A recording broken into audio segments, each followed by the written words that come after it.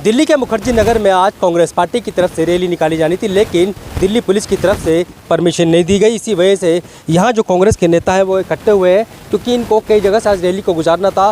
कुछ जुमले हैं, जुमले मैं आपको दिखाना चाहूँगा। सर, जुमले नहीं, जवाब चाहिए। गरीबी महंगाई नहीं, गरीबी महंगाई, शिक्षा, रोजगार एवं विकास चाहिए।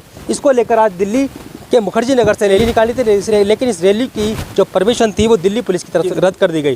तो जो यहाँ के कांग्रेस के नेता हमारे साथ उनसे बात करेंगे क्यों रद्द किया गया। मैम, आज ये रैली निकालनी थी, आखिरकार क्यों इसको रद्द किया गया? इसमें जो मेरे को रिटर्न में जो रीजन मिले हैं वो नॉर्थ ईस्ट डिस्ट्रिक्ट में मिला है कि वहाँ पर कंस्ट्रक्शन एक्टिविटी चल रही है। 3 जगह पर फ्लाईओवर बन रहा है। सिग्नेचर जो ब्रिज है इसके ऊपर कह रहे हैं कि ट्रैफिक है, और जो नंदपुरी से भोपारा मार्ग है उसमें कह रहे हैं कंस्ट्रक्शन एक्टिविटी चल रही है। जब मेरे को कल इन्फॉर्मेशन इस चीज़ की मिली कि नॉर्थ ईस्ट डिस्ट्रिक्ट में इस प्रॉब्लम से रैली नहीं हो पाएगी, तो जब मैंने वहाँ पर अपनी गाड़ी भेजी कि पहले चेक करके आओ कि है क्या। मेरे पास वीडियोज़ भी हैं, मैं आपके साथ शेयर करूँगी। बजरंग दल की रैली वहाँ चल रही है और पीसफुली तरीके से चल रही है, और कहीं कोई मतलब कंस्ट्रक्शन एक्टिविटी सिर्फ ऊपर चल रही है, नीचे से नॉर्मल ट्रैफिक जो चल रहा है हमेशा चलता रहता है। तो अगर हमारी रैली गुजरती तो क्या वो मतलब ब्रिज गिर जाएगा हमारी रैली के ऊपर, या हमारी रैली उस ब्रिज के ऊपर चढ़ जाती?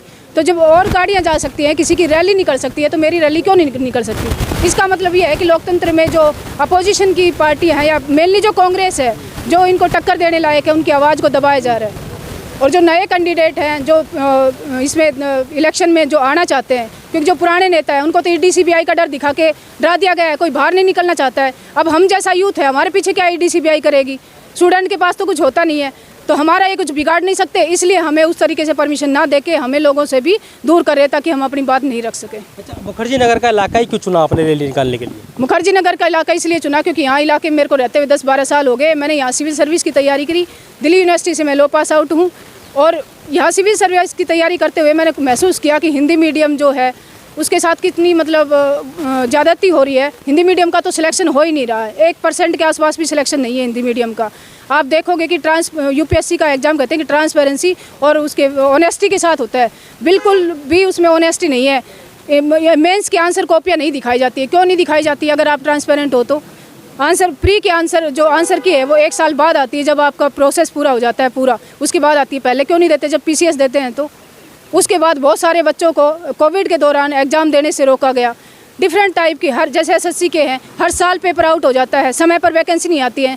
जिस टाइम इलेक्शन आएगा उस टाइम ये वैकेंसी लाएंगे, बम्पर भर्तियाँ, ये है वो है, फ्रीबीज बांटकर, और फिर इलेक्शन में बच्चों से वोट ले लेते हैं, उसके बाद उनको कोई याद नहीं करता।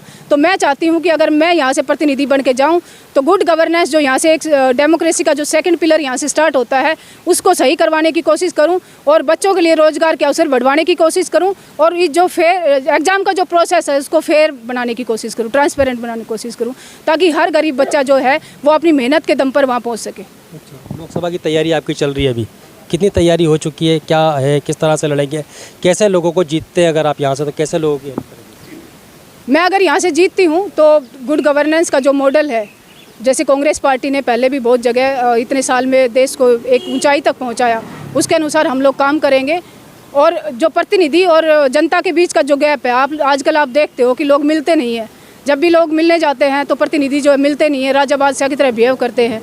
तो वो जो गैप है वो मैं ख़त्म करने की कोशिश करूँगी, और जो भी गवर्नमेंट की जो पॉलिसी रहेंगी उनको जनता तक, समाज के लास्ट व्यक्ति तक उसको पहुंचाने का प्रयास करेंगे हम। तो ये था हमारे साथ बबीता भारती जी। और आज यहाँ से जिस तरह से रैली निकालनी थी, लेकिन दिल्ली पुलिस की तरफ से जिस तरह परमिशन को रद्द किया, तो कहीं ना कहीं जो कांग्रेस के ये नेता हैं वो दिल्ली पुलिस से भी नाराज़ है, और जो सत्ताधारी पार्टी है उनसे भी कहीं ना कहीं नाराज़ दिखाई दे रहे हैं। दिल्ली से Khalil Ansari, JKS TV news.